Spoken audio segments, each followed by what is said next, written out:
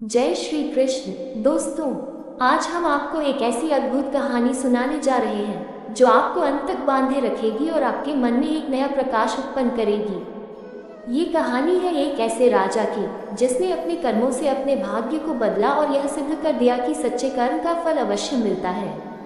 बहुत प्राचीन काल की बात है। चित्रकूट नामक राज्य में चंद्रकेतु नामक एक राजा राज करता था। वह न केवल पराक्रमी था बल्कि न्यायप्रिय और दयालु भी था। लेकिन उसके जीवन में एक बड़ा दुख था। राजा को एक भविष्यवाणी ने चिंतित कर रखा था। राजा के जन्म के समय एक प्रसिद्ध ज्योतिषी ने भविष्यवाणी की थी कि वह 35 वर्ष की आयु तक अपने राज्य और धन संपत्ति को खो देगा और जीवन भर दर दर भटकता रहेगा। ये बात राजा के हृदय में गहरे बैठ गई थी, लेकिन उसने अपने कर्मों पर विश्वास रखा और अपनी प्रजा के लिए दिन रात कार्य करता रहा। समय बीतता गया और जब राजा 35 वर्ष का हुआ तो अचानक राज्य में भयंकर अकाल पड़ गया। फसलें सूख गईं, जल स्रोत सूख गए और प्रजा त्राही त्राही करने लगी। इसी दौरान पड़ोसी राज्य ने चित्रकूट पर आक्रमण कर दिया।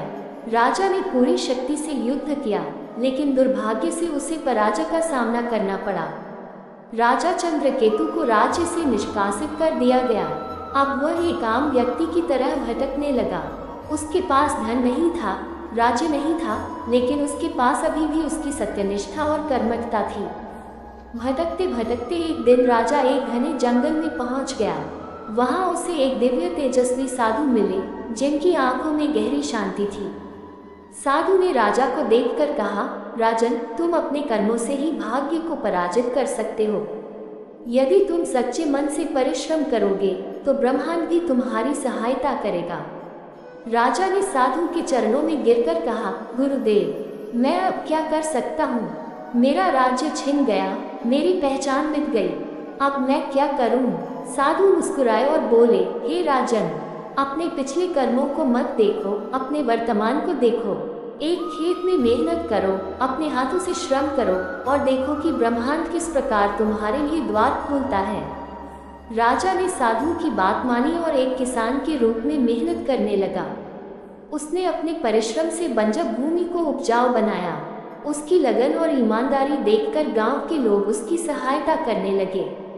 धीरे धीरे उसने खेती के साथ व्यापार भी शुरू कर दिया। कुछ ही वर्षों में राजा चंद्रकेतु इतना संपन्न हो गया कि उसने अपने खोए हुए राज्य को वापस जीतने की योजना बनाई। इस बार वह अकेला नहीं था, सैकड़ों किसान, व्यापारी और योद्धा उसके साथ थे। कुछ ही समय में उसने अपनी वीरता और चतुराई से अपना राज्य वापस प्राप्त कर लिया। वह पहले से भी अधिक महान राजा बन चुका था और अब उसे समझ में आ गया था कि केवल भाग्य पर निर्भर रहना मूर्खता है। सच्चे कर्म से ही हम अपने भाग्य को बदल सकते हैं। दोस्तों, ये कथा हमें सिखाती है कि भाग्य चाहे जैसा भी हो, कर्म सबसे महत्वपूर्ण होता है। अगर राजा चंद्रकेतु हार मानकर बैठ जाता तो वह हमेशा के लिए अपना सब कुछ खो देता, लेकिन उसने अपने कर्मों के बल पर सब कुछ वापस पा लिया। यदि आपको ये कहानी प्रेरणादायक लगी हो तो वीडियो को लाइक करें, कमेंट में कर्म ही भाग्य है लिखें और हमारे चैनल कर्म अंतःस्थि प्रारंभ को सब्सक्राइब करना न भूलें। धन्यवाद। हरि हर।